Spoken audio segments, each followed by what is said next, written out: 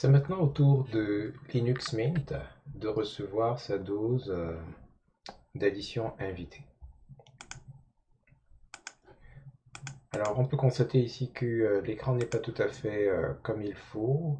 Et si on regarde au niveau des problèmes signalés, euh, il va nous indiquer un certain nombre de problèmes qu'il a détectés, mais qui sont en partie dus au fait que nous ne sommes pas dans la configuration idéale pour le système. Ça, ce sont des petits détails qui peuvent être réglés grâce aux additions invitées.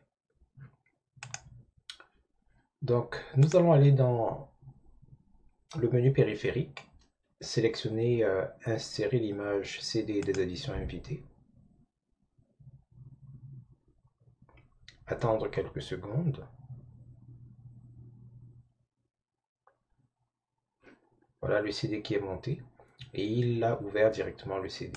Alors, contrairement aux fois où nous avons copié le fichier pour l'installer ailleurs, ici on va l'installer directement à partir du CD parce que c'est aussi possible. C'est juste que si vous utilisez beaucoup les machines virtuelles, il arrivera que vous soyez obligé d'installer ces additions invitées chaque fois que vous mettez à jour le système. Donc, vous gardez la trace des différentes versions parce que parfois les versions de VirtualBox que vous utilisez, les nouvelles versions, je veux dire, viennent avec des problèmes ou des incompatibilités. Parfois, vous êtes obligé de redescendre.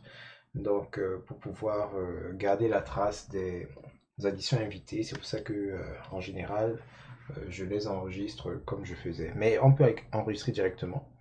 Comme c'est une installation, on ira toujours avec les privilèges administrateurs, donc sudo. Le fichier que nous voulons installer, c'est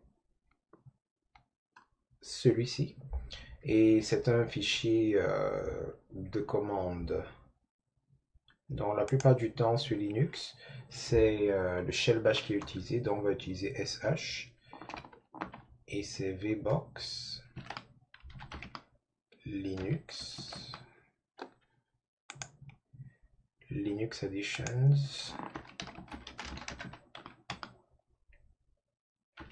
.run.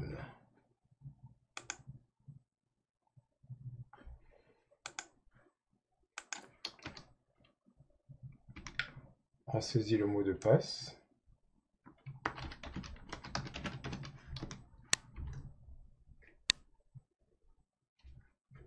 Et là, on attend que l'installation se termine en faisant très attention à ce qui est affiché dans le terminal. Parfois, des erreurs surviennent et c'est uniquement en regardant ce qui est affiché dans le terminal qu'on peut savoir ce qui s'est passé ou ce qui ne s'est pas passé.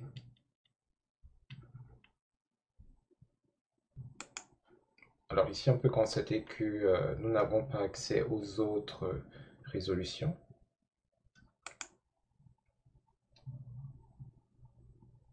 Mais la bonne nouvelle, c'est qu'avec Linux Mint, en général, ça se passe plutôt bien.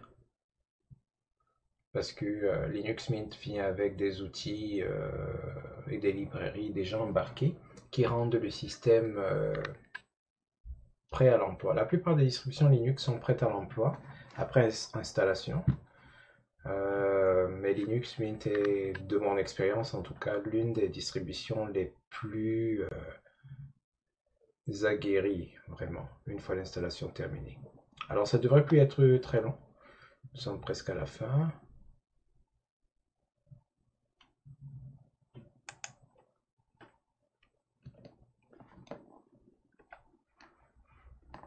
Alors l'installation s'est achevée.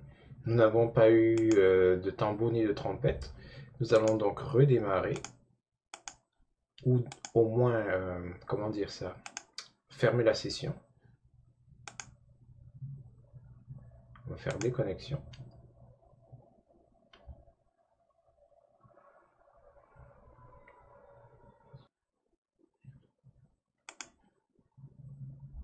Toujours pas, reconnectons-nous.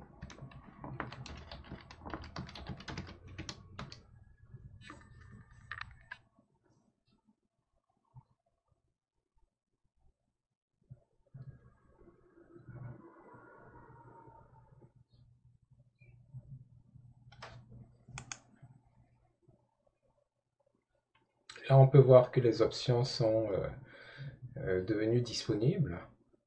Donc, si on prend par exemple 1024 par 768, on voit que nous pouvons déjà changer l'apparence de notre fenêtre. Mais on va plutôt opter pour le 1280 x 720. Et en général, Linux Mint est très responsive, il est très réactif.